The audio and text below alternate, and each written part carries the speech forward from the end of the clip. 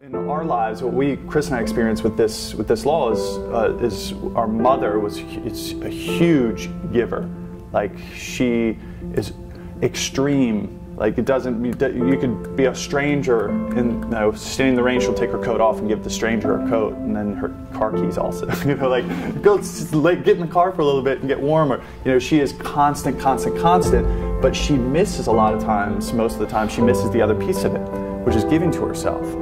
She doesn't block out the times to say, this is for me.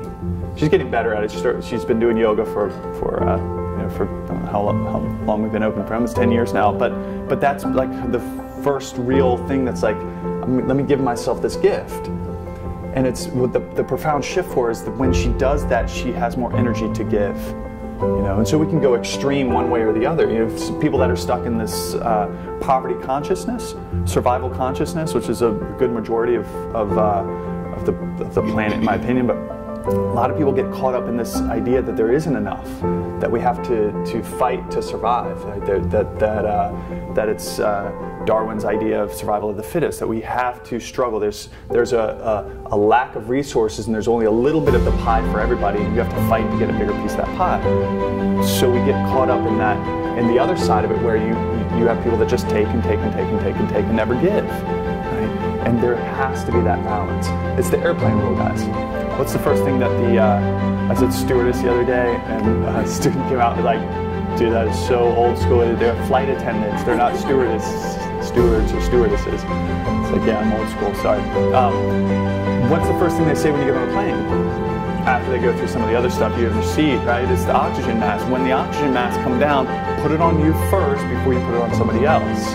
You say, of course, more eloquently than that, but that's the whole idea, right? You have to put your oxygen mask on you first. Otherwise, you're going to pass out and not be able to put it on your kids or your husband or your wife or whoever it is.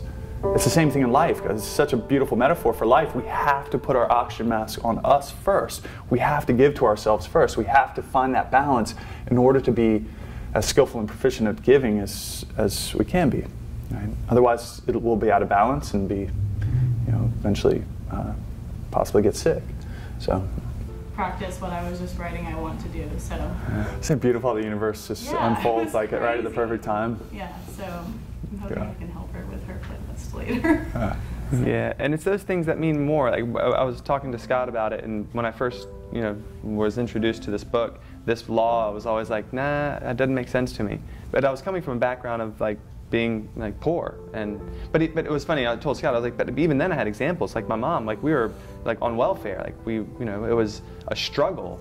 And any of our friends that would come over, she would welcome them warmly. Like there was, if any of like a couple of my older siblings, friends were having trouble at home, and she would invite them to come live with us.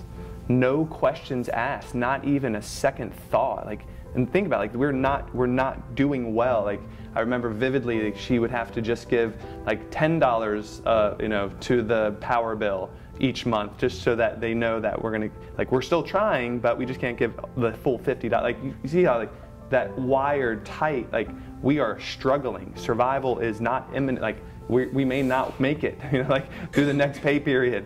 And she would still be so willing to take in other people. And I mean, I can't like just like bums and like my dad's friends who are homeless. They'd be coming and living with us. It was crazy. So, but I was like, so here I am, fast forward, and I'm not even like struggling. This is at a period of time when I first read this, I was like waiting tables, I was teaching yoga on the side, I was teaching kids martial arts, I was teaching adult martial arts, and it never clicked, because I was like, if I'm struggling financially, how is me giving my money away going to give it back?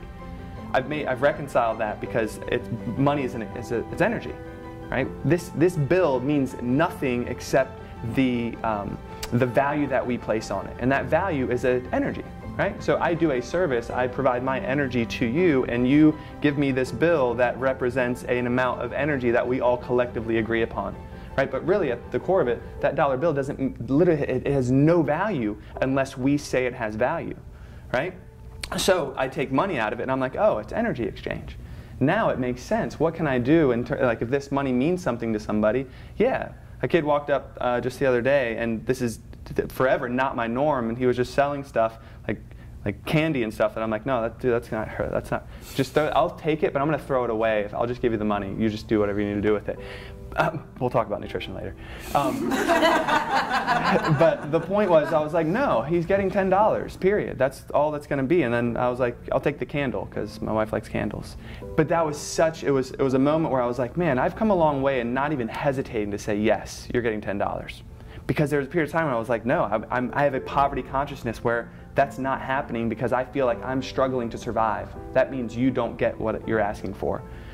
So take that aside, and what means more than, like, so yes, money is just energy, but like love, affection, joy, happiness, right? The things that literally don't cost anything and are the baseline of our greatest fulfillment in life. That's like, man, so what I take away from this is like, when can I give someone a compliment? And what my MO is, if someone gives me a compliment, oh, no, not me. You're obviously talking to somebody else. That's not who I am. And doing that, you're cutting off the flow. You're not receiving what they're giving. And so for me, it's also been another training of like, just say thank you, dude. Shut the hell up and say thank you. Because that's all that's needed to be said. Thank you, I appreciate that. But I think that's where the value, like, so John talks about a lot, the law of familiarity. And like in relationships, it happens all the time. You're with somebody, you know, I'm with my wife now for close to 9 years. We've been married for over 6 years.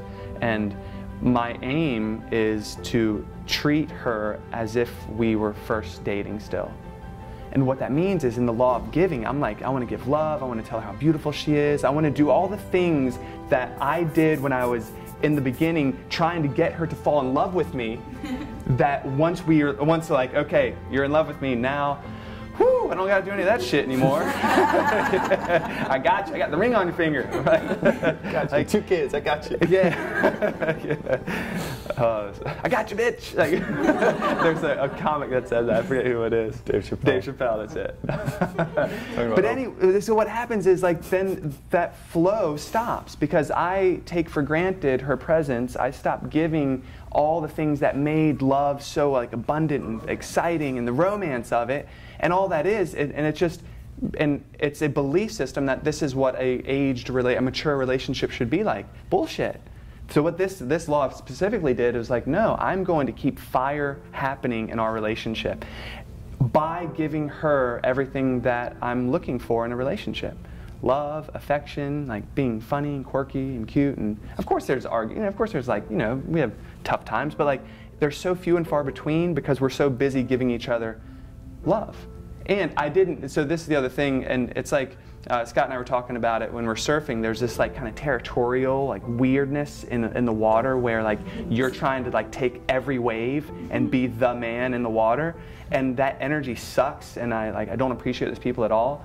I'll tell you a story at some point when I encountered some dude in the water who was doing that, and I had a reaction moment. I'm not going to tell it right now, it's too long. But he was talking about the moment you give someone a wave and the delight, and it's called, there's 5 aspects of compassion. One of them is delight, when someone else's success can be experienced as your own success. Like giving someone else a wave, and it's like a really great wave, and you were in position for it. It was by all accounts, it was your wave. And you said no, like when a beginner's there and you're like, oh man, you take it. And you like see the look on their face when they pull off the wave. That feeling is delight. Well, I'm experiencing their reaction as if it were my own reaction, their joy as if it were my own joy. And so that's the way in which you give, and what's so fascinating, and the reason it's a law is because it'll come back.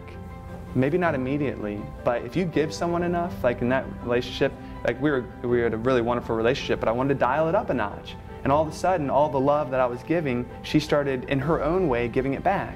And so it was just like, it's just such a beautiful way of expanding what's good in life by just giving it and getting. For me, I just needed to get out of the whole money thing because there's too much history, there's too much baggage, there's too much, dysfunctional thinking and patterning around it.